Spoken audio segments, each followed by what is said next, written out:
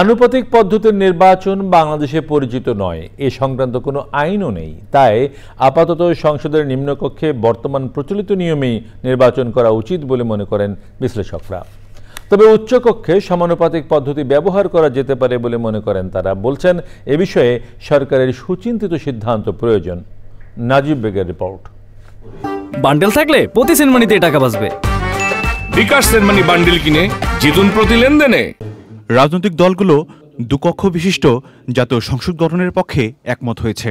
তবে জামায়াতে ইসলামী সহ ইসলামপন্থী দলগুলো সংসদের দুকক্ষের জন্যই আনুপাতিক প্রতিনিধিত্বের প্রস্তাব করেছে। এই দাবিতে গত সপ্তাহে সমাবেশ করেছে ইসলামী আন্দোলন।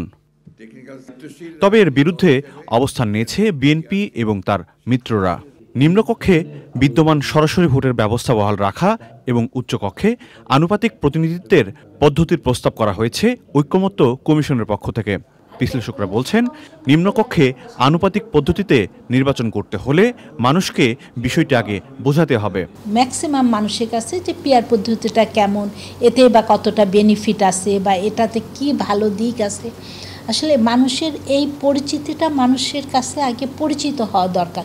সিস্টেমটা সম্বন্ধে মানুষ যদি আস্থার জায়গাটা পায় তখনই সেই সিস্টেমটা নিয়ে আগানো উচিত। পিয়ার পদ্ধতি চালু করার আগে তাহলে আমাদের কী করতে হবে?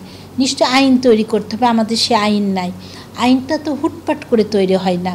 অন্য সব বিষয়ের মতো নির্বাচন পদ্ধতি নিয়েও আলোচনা করে দলগুলোকে ঐক্যমত্যে আসতে হবে বলে মনে করেন বিশ্লেষকরা। পরীক্ষামূলকভাবে যদি আমরা উচ্চকক্ষে এই ব্যবস্থাপনার দিকে আমরা যেতে পারি, আর নিম্নকক্ষের যেটি আছে আমাদের দেশের যে ট্র্যাডিশন এবং গণতন্ত্রে বহুল চর্চিত যে পদ্ধতি, সেই পদ্ধতিটাই আমরা সংখ্যাধিক্যের বা সংখ্যাগরিষ্ঠের যে পদ্ধতি সেটাই আমরা যদি অনুসরণ করি তাহলে এটি আপাতত একটা সমাধান হতে পারে।